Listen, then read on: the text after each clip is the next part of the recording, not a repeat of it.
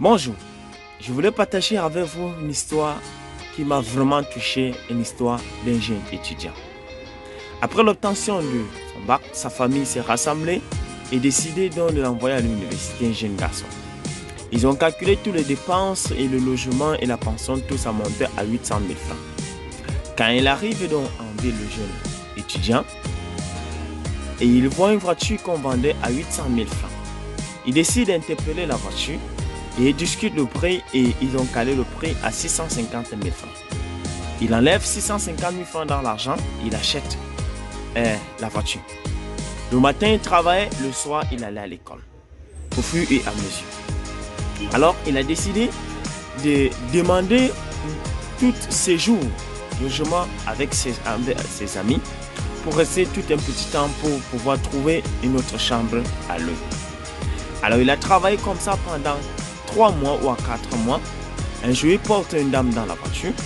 Une cliente, la dame l'explique qu'elle a sa voiture, mais les gens vraiment dérangent au niveau de sa voiture. Alors, elle décide donc de vendre la voiture.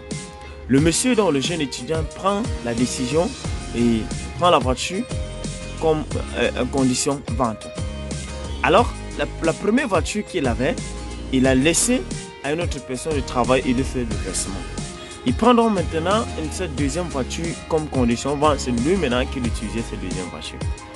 Alors, il avait déjà 2 recettes qu'il avait par jour. Premier taxi et deuxième taxi donc maintenant. Au fur et à mesure qu'il étudiait, et quelques mois plus tard, il a trouvé une autre chambre et il s'est installé.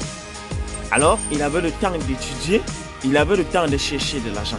Imaginez-vous, un jeune étudiant en première année a déjà 2 taxis. Comment calculer d'ici 3 ans? Comment il peut avoir une difficulté financière? Alors, il arrive des moments dans la vie où nous avons juste besoin de réfléchir pour entreprendre. L'entrepreneuriat ne nécessite pas d'avoir un grand cursus scolaire ou peut-être un niveau très élevé. Il faut juste utiliser votre cerveau et ne pas avoir peur et prendre des décisions et avancer. Aujourd'hui, ce jeune étudiant est millionnaire et en même temps, il continue d'étudier et en même temps, il continue de fréquenter.